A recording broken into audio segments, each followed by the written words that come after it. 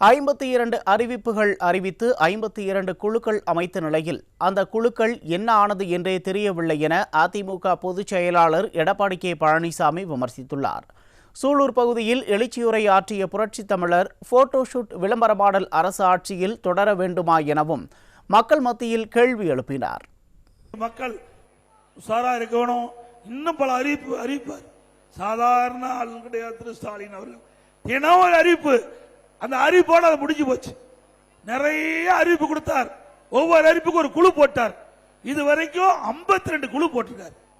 52 குழு போட்டிருக்காரு. 52 அறிவிப்பு, 52 குழு. அந்த குழு என்ன செய்யறதே தெரியல. அந்த குழுவுடைய வேலை என்னன்னு தெரியல. மக்களை ஏமாற்றி போட்டோ ஷூட் போட்டு அங்க டிவியில் வருவாரு, பத்திரிகையில் வருவாரு, அதோட முடிஞ்சு போச்சு. அப்படி விளம்பர மாடல் அரசு தொடர வேண்டுமா? அடுத்த ஆண்டு நடைபெற்ற சட்டமன்ற பொதுத் தேர்தலில் திமுகவை வீழ்த்துவீங்களா? குடும்ப ஆட்சிக்கு முடிவு கட்டப்படுமா? வாரிசு அரசியலுக்கு முடிவு கட்டப்படுமா? அடுத்த ஆண்டு நடைபெற்ற சட்டமன்ற பொதுத் தேர்தலில் அனைத்து இந்திய அண்ணா திராவிட முன்னேற்ற கழக தலைமையிலே அமைக்கப்படுகின்ற கூட்டணி வெற்றி பெறுவதற்கு அத்தனை பேரும் துணை இருக்க வேண்டும்.